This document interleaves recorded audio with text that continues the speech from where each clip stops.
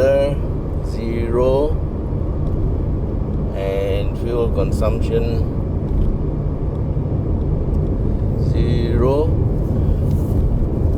Hi everybody. Okay, today we are in the Ativa, and we're going to try to do a fuel consumption test. Now this is a fuel consumption test with a bit of a difference. We're not going to go at slow speed. We're going to go at normal speed, and the idea is to give you a fuel consumption that is reflective of day-to-day driving conditions. So we are now on the slip road going onto the NKVE, and we are following the flow of the traffic. Yeah, so we're going at 58 kilometers per hour. So before we continue with the test, let me just make some disclaimers, yeah? Okay, the test results will be as what you can see, and the conditions are as what you can see, because we are not in full control of the environment. We are just driving along the highway in keeping with the traffic.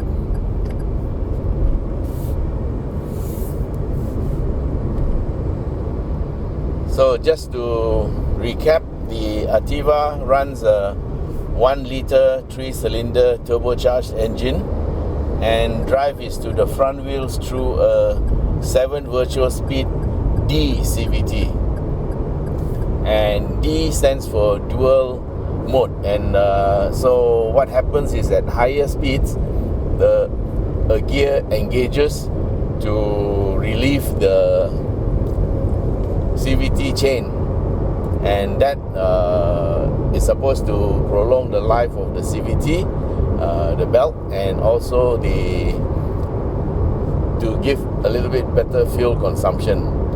The rated fuel consumption for this car is 18.9 kilometers per litre.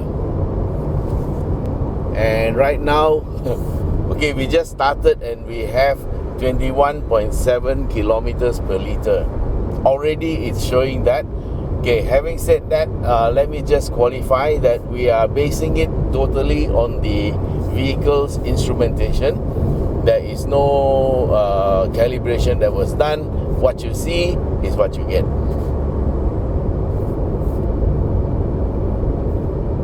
Okay, we are moving to the next lane to overtake these slow trucks.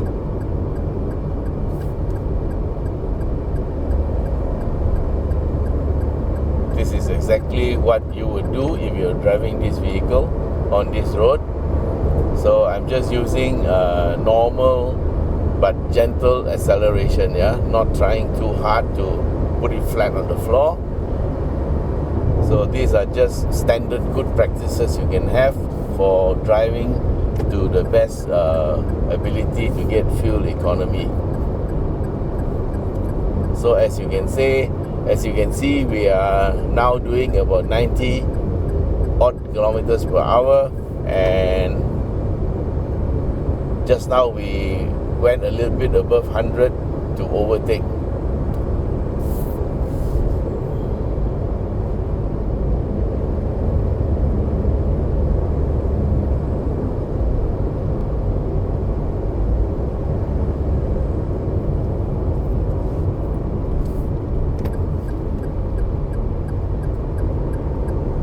So we're at the exit here to Kuala Lumpur, and traffic is sorting itself out.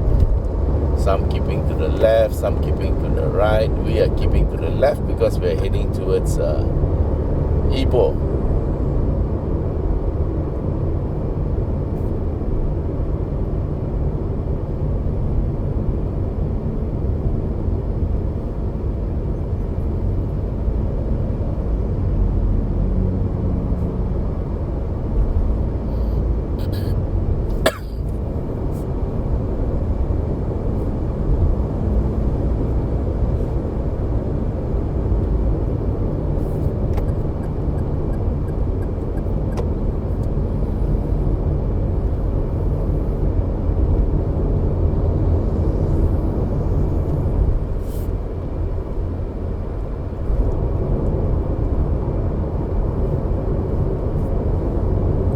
And what do we have? Okay, because we covered a very short distance and we just climbed the hill, the fuel consumption dropped to 15.2, and now it's back to 15.7 because we are going downhill at 96 kilometers per hour.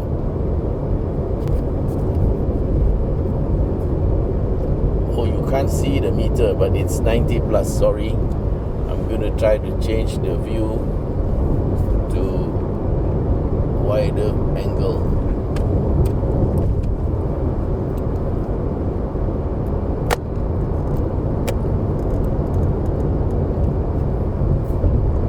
Sorry guys, I had to move the camera, but we're going 107 kilometers per hour.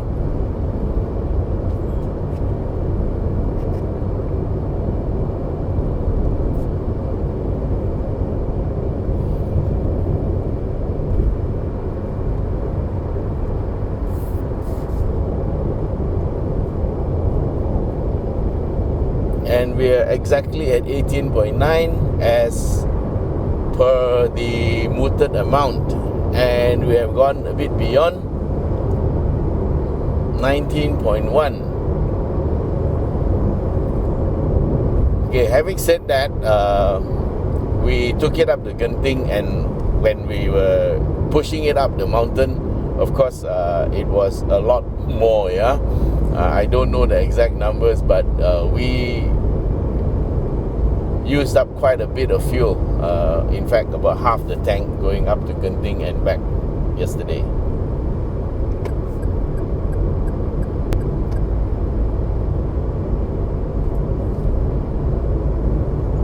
Okay, so while we are driving on the road, some of our viewers have asked, what is the noise level like? Okay, we're going at 90 kilometers per hour, and what do I hear? I hear nothing much except for the tire noise. Now, tire noise will depend on the road surface, and at this point in time, we are going through quite a rough patch, a very old patch of tarmac.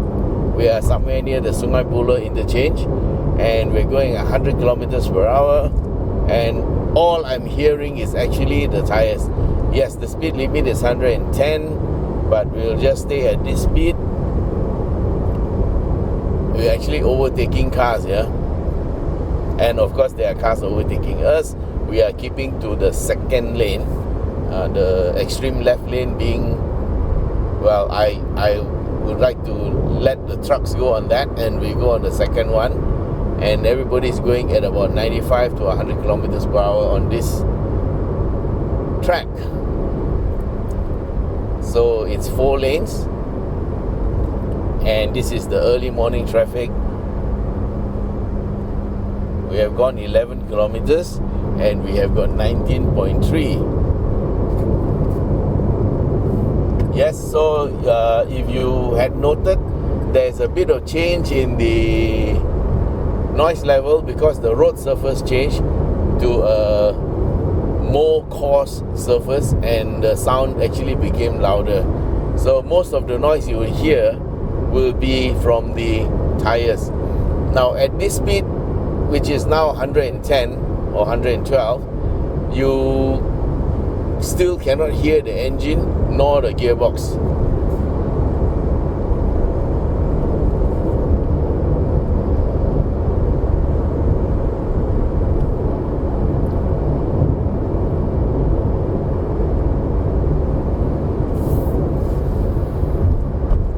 Okay, so a word on the straight line stability at 113 kilometers per hour, which is like 3 kilometers above the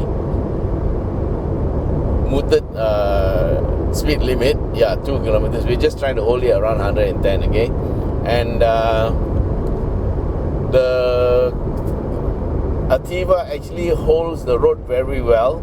I must say that I think the front caster angle is quite respectable, and so the return to center is quite good. Yes, it's got an electrical steering, but we don't feel the difference between electrical and normal. But what we feel is that the stability is quite good. Okay, it stays in the center line. Look, my hands are off the steering. Now, also this car has got the lane keep here, and but we have turned it off. It's yes, it's off. Let's turn it on. Oops, I have no idea how to turn it on. Okay, I turned it off yesterday, but I can't turn it on now. Okay, let's try.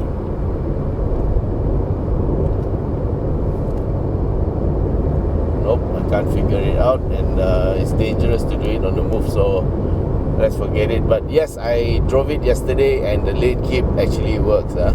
Now, the difference between this H spec and the AV spec is that the AV spec has got lane centering.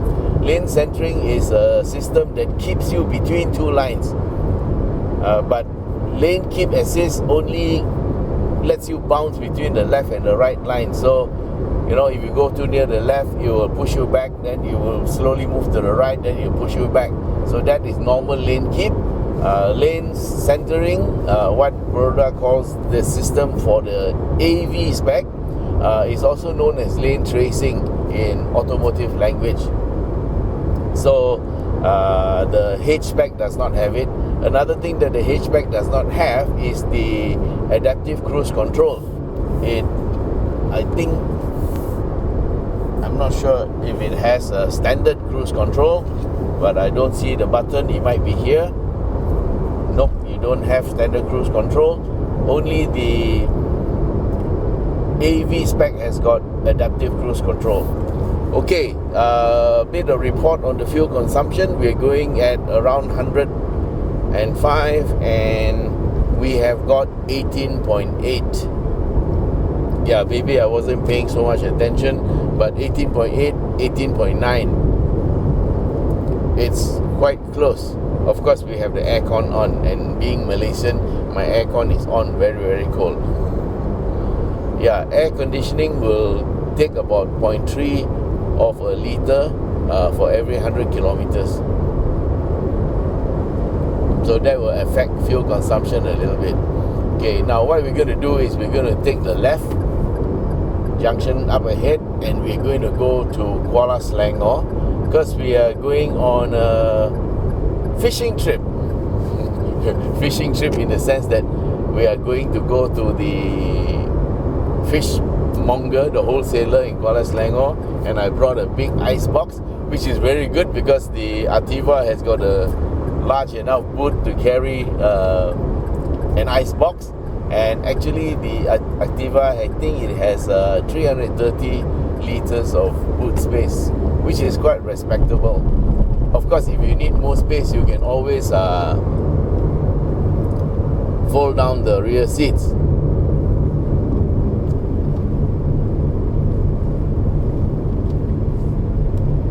Okay, so we have taken the ramp, and we took the ramp at quite a reasonable speed. And yes, the Ativa was okay, no problem. I was afraid the icebox would slide left and right, but it didn't. It's at the back and not secured. Okay, now here's my smart tag. So as you can see, this is a very normal type of driving here. Not a special route. We are just plotted a route on Waze to take us to Kuala Selangor. We're going to go to a fishmonger.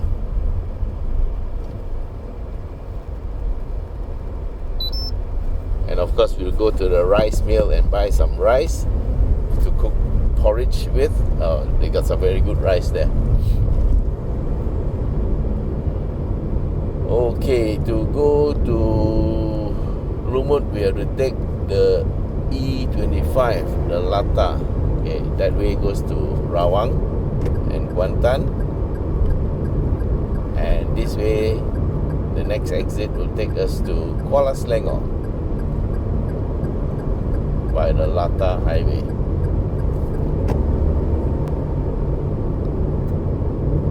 So we're just following this Honda in front of us. So this is very typical kind of speed that normal people drive. So we are trying to simulate normal driving conditions. Hope I don't fall asleep. Can I have some water? Okay, I have a secret passenger in the car. Somebody very dear to me. Thank you, dear.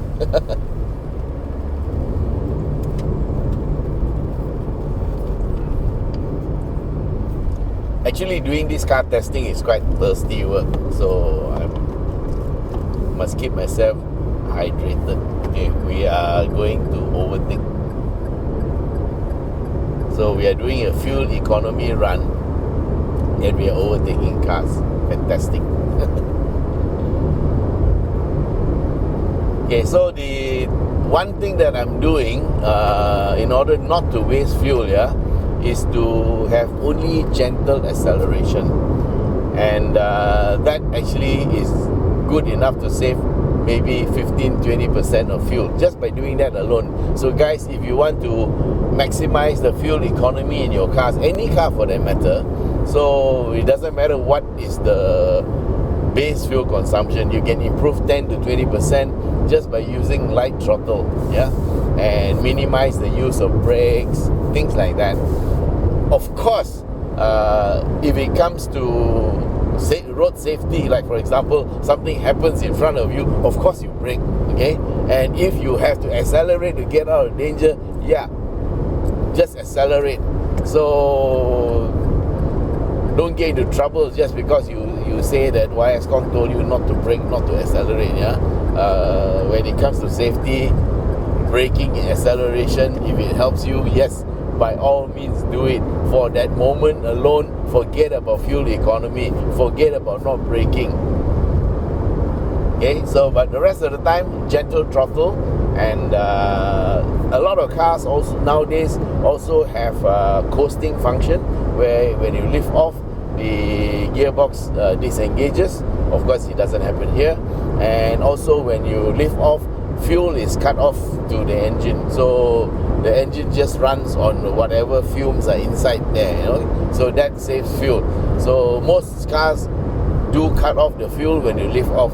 So if you're going down a hill, a slight slope like what we're doing now, I'm going to the left, and I lifted off on the accelerator and letting the car coast. Oh, sorry, we were above 110 just now, so you can see a lot of other people are doing fuel economy run too. I'm just joking. Okay, so we are going a little bit above the normal driving speed of general public. We're going at 111 and the speed limit is 110. Okay, it's so easy to accelerate on this car, just a little bit of throttle and we went up 3 kilometers per hour. Okay, I'm going to slow down a bit to 110. Yes, okay, so that bit of acceleration cost us a bit of fuel. We are now running at 17.7 and we've gone 27 kilometers.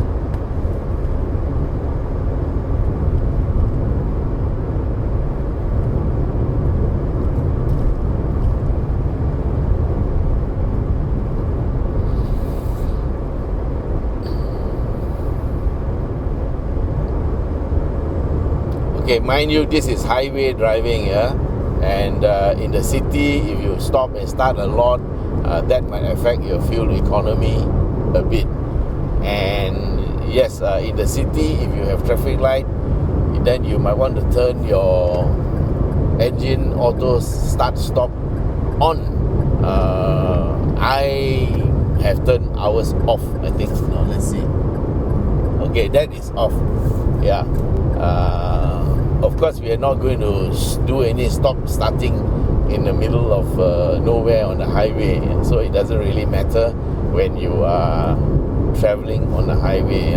But in the city, if the weather permits, you should keep it on, because then that way it will switch off the engine when your car is stationary, when your foot is on the brake.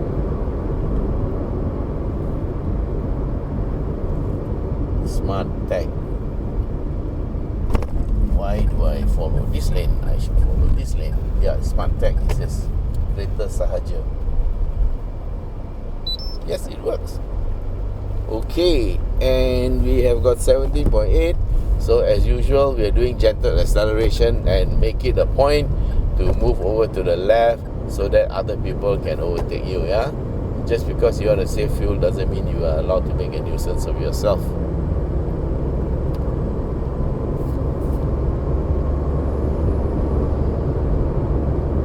Okay, we've got 29.9 and we got 17.5.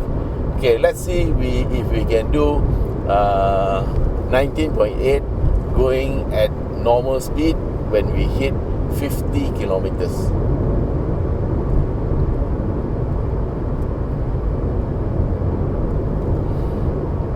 The result that they gave 18.9 is probably achieved going through a certain set number of procedures, and I don't think the speed rating is more than 90 kilometers per hour.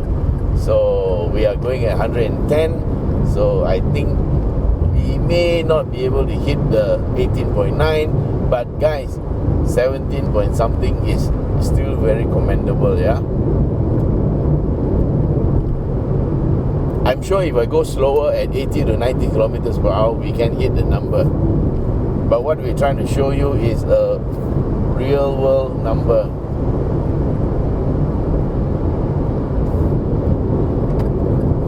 Back to the left lane. And slow down a bit because we're going above 110. Yeah, this car is turbocharged. A little bit of throttle will set you at a higher speed almost immediately, yeah. So we have improved a bit. We have 17.6.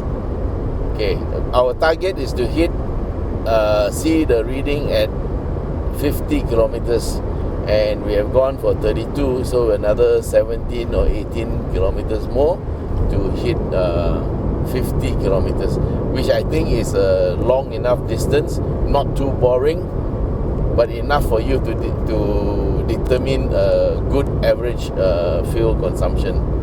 Okay, so up the hill, the speed dropped a little bit.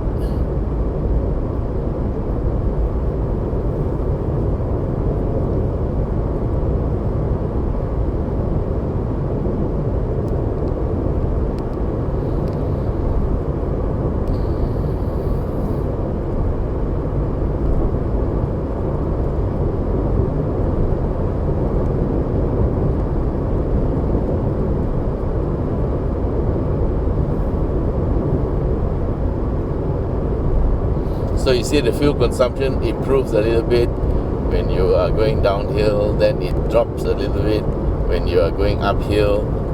That's because our distance is still 34 kilometers, and so it's a bit more sensitive. But over a longer period of time, then you will get what you call a much better and more stable average.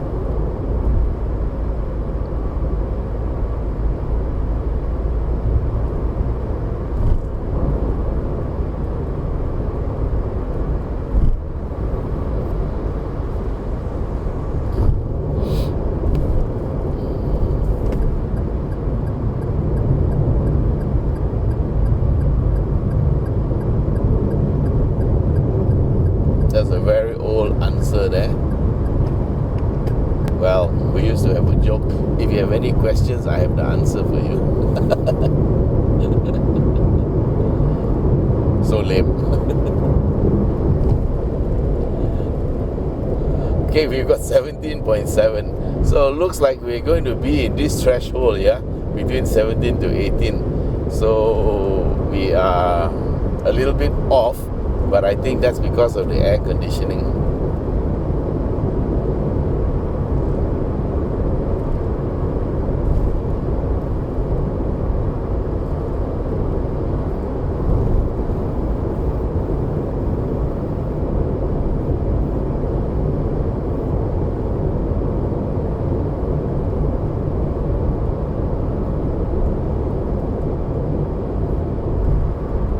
Let's see what happens when I press the button. Oh, that's the power button. Yeah, we turn it off. We are on normal mode. 37.6.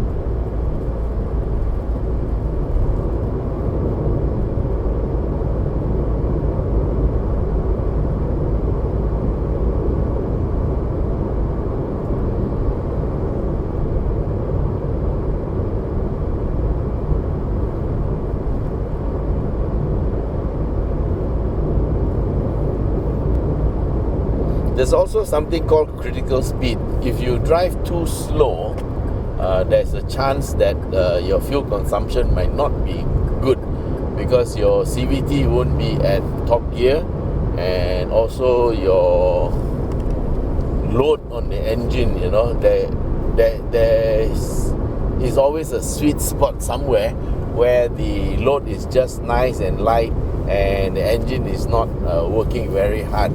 I don't know what's the sweet spot here, but I think it will be around, most car makers make it around 80 to 90 kilometers per hour.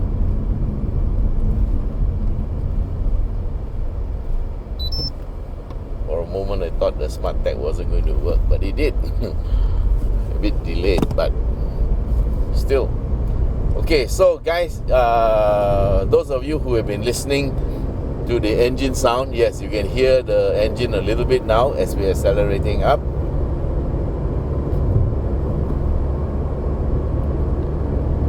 And we have 17.7, we have 39.7 kilometers.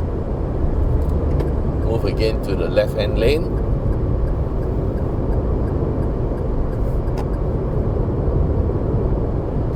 Okay, we're going to exit 2501. That's Ijo. Because we're on our way to Kuala Selangor to buy fish for the table.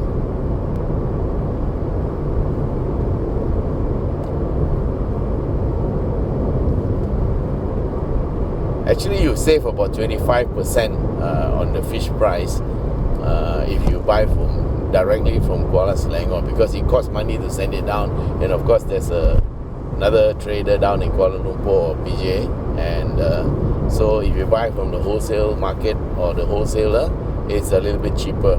And so if you bring an ice box and you buy maybe about a month's worth of fish, you may save maybe 80 to 100 ringgit, which is okay, because in these troubling times, saving 50 bucks is good enough, a lot of people work very hard to get 50 ringgit. So if you can save 50 ringgit just by buying some of your staples, then, well, it helps. Okay, we are going to take the turn, the exit. This is exit 2501, Ijuk and Bestari Jaya.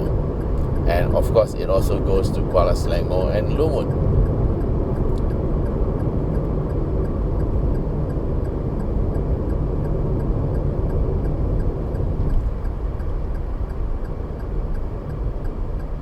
So the road that continues must be part of the new highway going up north, the parallel highway, which I think is still not open.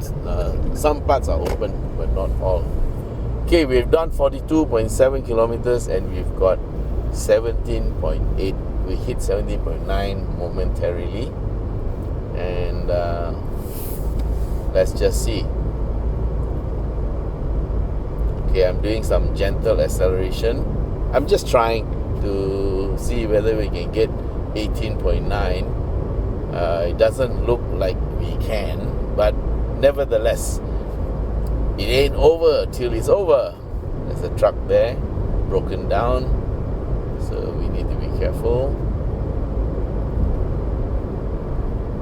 Okay, the speed limit here is actually 90, so we're going to slow down to 90. Okay, hey, maybe we can do it, at 90. But it seems like 90 is a bit heavy on the transmission. Yeah, the load seems to be heavy, so it looks like around 100 is the sweet spot and not 90. But the engine is running quite lazily, and we are getting, the average is 25. The current fuel consumption is around 25 to 26. Yeah, maybe 90 is the sweet spot, and the engine is actually turning over very, very slowly. the RPM is about 1800 RPM. So interesting. And the engine actually became quieter. Oh yes, and you see the new tarmac out there, the darker patch of black or grey. This is new tarmac, and so the road noise has reduced. So confirm, it's the tires that make up the most of the noise. And we're going at 93 kilometers per hour. I'm speaking at normal volume, and I can hear everything except the crickets. Okay, so we have 45.8 kilometers and we have done 18 kilometers per litre. Not bad. Okay, so we are holding station at around 90. It shows 89 now on the digital speedo. And the road is absolutely flat. Sorry guys, I gotta keep talking. If I don't talk, we'll be sleeping. Okay, sorry, the speed went up to 92, a little bit above. And we have 18.1, we have 46.7. Oh no, looks like we're not gonna make it, but never mind, it's close enough guys, close enough. Oh, this Kanchil is in the emergency lane. Okay, we are clear of him.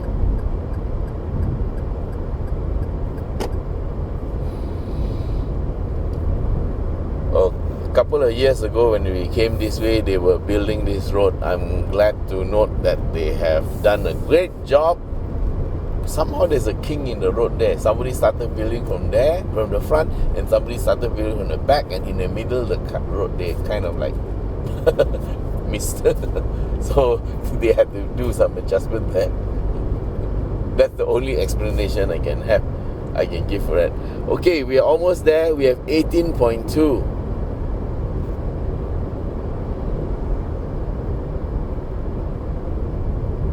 I'm sure if you go a bit more, we can hit 18.9, but I don't want to bore you with all the details, yeah? It's 48.2 kilometers, and we'll just wait. Can you see yes, the mileage is on the bottom left, the speed is on the right, and RPM. Now, this RPM meter is a little bit unique, okay? And it's sort of a linear thing, and goes around in a circle. And the average fuel consumption is there. It shows 18.3, and the current consumption shows it's about 25 to 27 kilometers per litre. Okay, so here is I turn on the auto start stop, and technically the engine should switch off when we stop. Yes. Okay, so we're actually saving fuel. So in the city, if your aircon is cold enough, you can do this.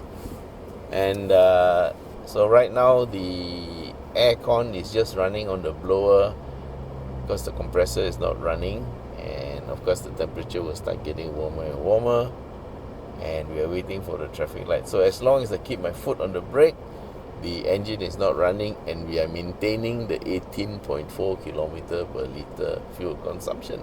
Yeah, that's how the auto start stop works. Okay, engine started, and we are moving on again. It's 49.1, we have 18.4. Let's see, another 0.9 of a kilometer. It dropped to 18.3. Our target was 18.9. So we'll see what happens at 50 kilometers. Yeah, that's about half of the 100 kilometers, and I think that's a good enough test distance to do fuel consumption.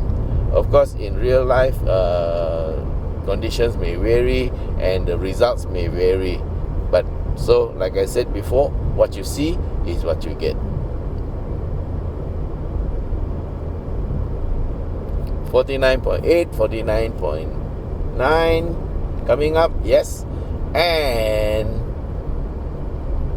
we're gonna hit 50. Yes. Alright guys, thanks for being with us. We have done 50 kilometers. on this Ativa, and we have achieved 18.4 kilometers per litre. The target was 18.9. We are out by 0.5 kilometer, but who cares, yeah? Because we have the aircon on. Alright guys, thanks for being with us. It was a pleasure doing this fuel consumption test. Hope you take this knowledge with you and, well, do whatever you want with it. Yeah? Alright then. Bye. Now let's go and buy some fish.